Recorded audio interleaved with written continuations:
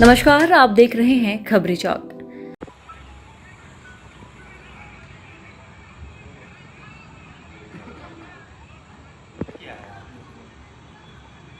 Police प्रशासन हाय हाय, police प्रशासन हाय हाय, TI को हटाओ, टीआई को हटाओ, टीआई को हटाओ, टीआई को हटाओ। हाय हाय, अपराधियों को संरक्षण देना बंद करो, अपराधियों को संरक्षण देना बंद करो।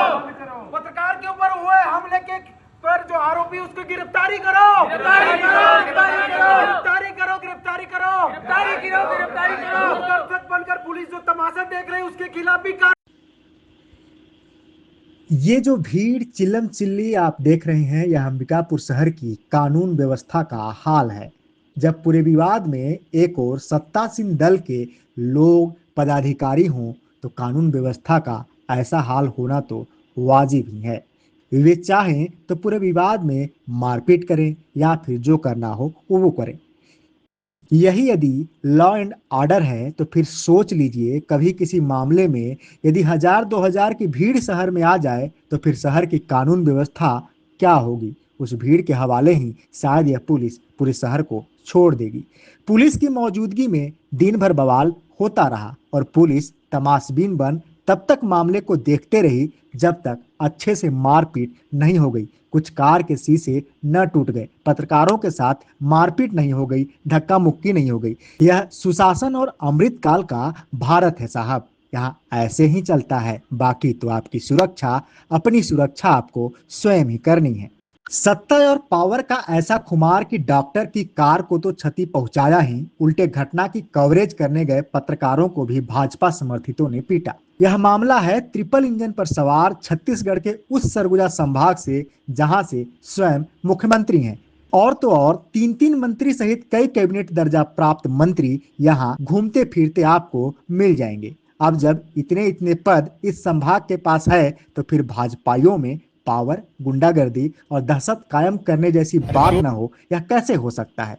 पद, प्रतिष्ठा, पावर पाकर कोई भी बौरा ही जाता है। जो सत्ता में होता है उसे यह रोग लग ही जाता है। कुछ यही हाल सरगुजा में भाजपा का भी है। पद और पावर को पचा पाने में ये नाकाम है।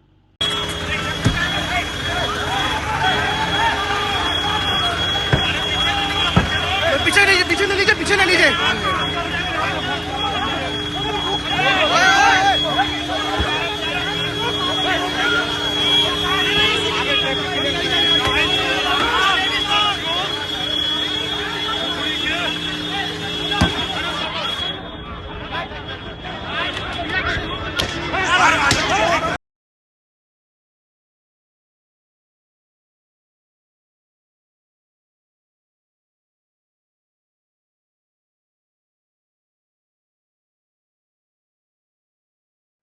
यही कारण है कि अपनी खुन्नस और लड़ाई के आगे घटना का कवरेज करने पहुंचे पत्रकार को भी ये नहीं छोड़ रहे हैं। सरगुजा में जी न्यूज के पत्रकार सुशील बखला के साथ इस घटना को कवरेज करने के दौरान कोतवाली टीआई और पुलिस की मौजूदगी में मारपीट हुई, जबकि पुलिस तमाशबीन बन सब देखती रही।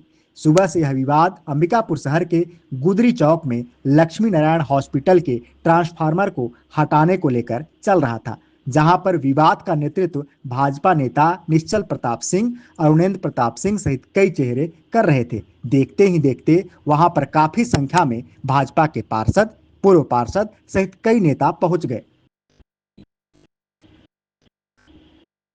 सुबह से शुरू हुए इस विवाद में लक्ष्मी नारायण हॉस्पिटल के कर्मचारी भी दिन भर सड़क में नजर आए। बताया जा रहा है कि लक्ष्मी नारायण हॉस्पिटल के बाहर ट्रांसफार्मर लगाया गया है, जिसे हटाने को लेकर पूरा विवाद हुआ है। इसके पूर्व भी लक्ष्मी नारायण हॉस्पिटल को लेकर यहाँ पर विवाद होता रहा है, कभी पार्किंग की समस्या को लेकर तो कभी जाम की स्थिति को लेकर मोहल्ले के वासी शिकायत करते रहे हैं। हॉस्पिटल को लेकर विवाद होता रहा है। बताया जा रहा है कि आज ट्रांसफार्मर हटाने को लेकर यहाँ पर बिजली विभाग की टीम पहुंची थी। उस दौरान दोनों पक्षों में जमकर विवाद होने लगा। पहले तो जुबानी जंग और नारेबाजी हुई और फिर कई बार मारपीट जैसी स्थिति निर्मित हुई। हालांकि अधिकतर समय वहां पर पुलिस मौजूद रही, लेकिन पुलिस दोनों पक्षों को समझाकर वापस भेजने अथवा मामले को शांत कराना छोड़ केवल ट्रैफिक व्यवस्था बनाती हुई नजर आई।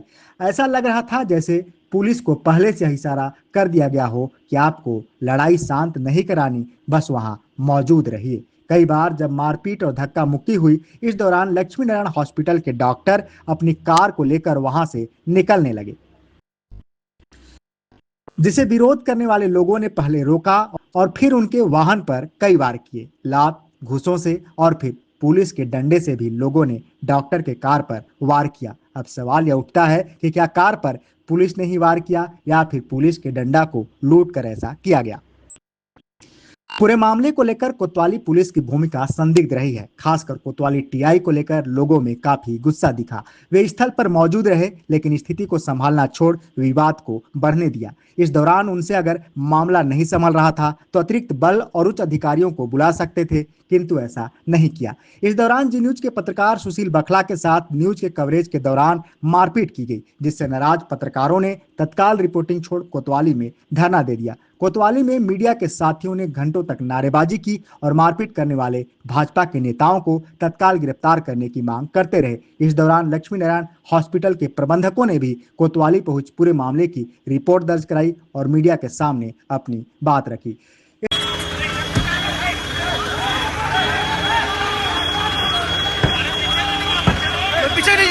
पीछे न लीजिए।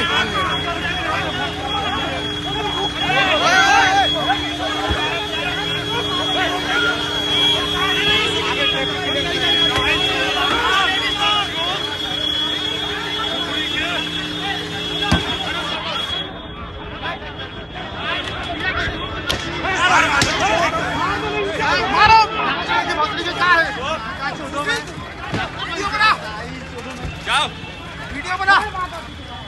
ये ईटा है ना, ये ईटा से मारना आप लोग।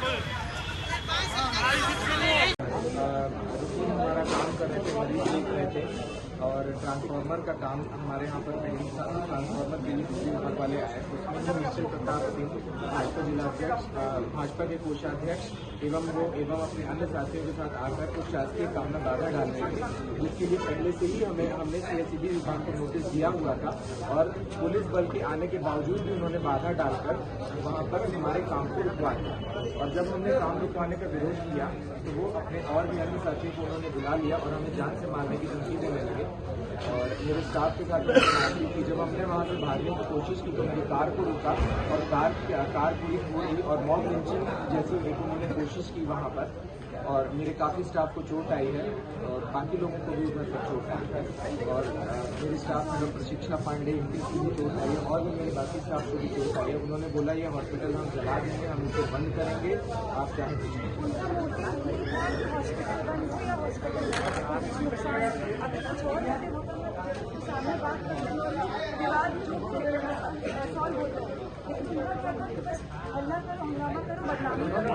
इस दौरान पूरे मामले की जानकारी मिलने पर कांग्रेस नेता भी पत्रकारों के साथ कोतवाली थाने में खड़े नजर आए।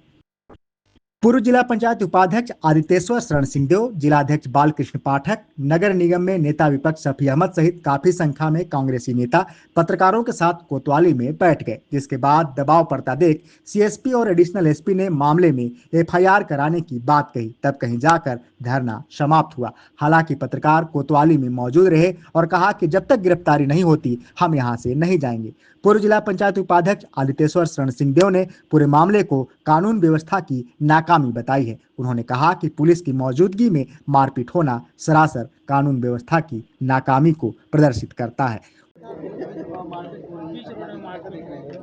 जी, अभी कोतवाली थाना क्षेत्र में ही हम लोग उपस्थित हैं और शाम को जानकारी मिला कि कोई सामाजिक विवाद में वहाँ पे पत्रकारों पे भी हाथ चला है, मारपीट हुआ है। तो हम लोग यहाँ थाना पहुँचे थे और एक बहुत ही दुर्भाग्यपूर्ण स्थिति हम लोग के शहर के लिए, समाज के लिए है कि जो हमारे लोकतंत्र का चौथा स्तंभ है, उनके साथी जो सिर्फ रिपोर्टिंग करने के लिए मौके पे पहुँचे हुए थे और विवाद की स्थिति को रोकने का कोशिश कर रहे थे, उन लोग के साथ मारपीट किया गया, उन लोग को चोट लगा गया।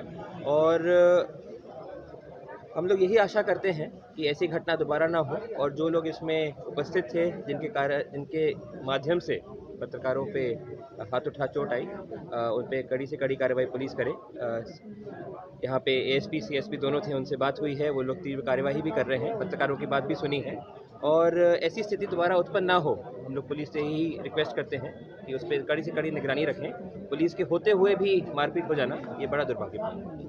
वहीं दूसरी ओर इस पूरे मामले की नेता प्रतिपक्ष शफी अहमद ने भी निंदा की। उन्होंने कहा कि यह शासन सत्ता और पावर का दुरुपयोग है। घटना को कवरेज करने पहुंचे पत्रकारों के साथ मारपीट कहीं से भी बर्दाश्त करने योग्य नहीं है।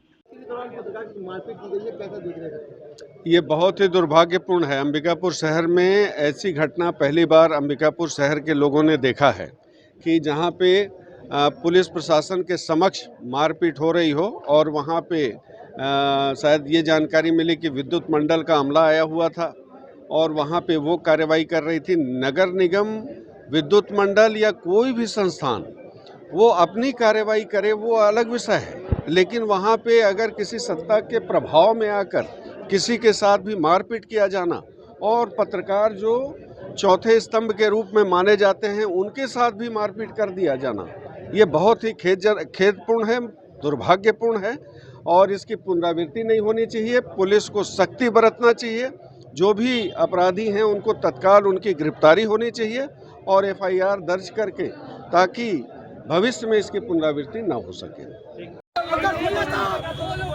सब कुछ आपको बिना पहले बता दें। चल जी के घर के सामने। अरे पुलिस को चूड़ी दीजिए, पुलिस को सामने बैठेंगे। एफआईआर करना पड़ेगा, पहले बता दे रहा हूँ। एक एक का चेहरा है, कोई भाजपा का फोन करे चाहे कोई करे, हम उससे मतलब नहीं है।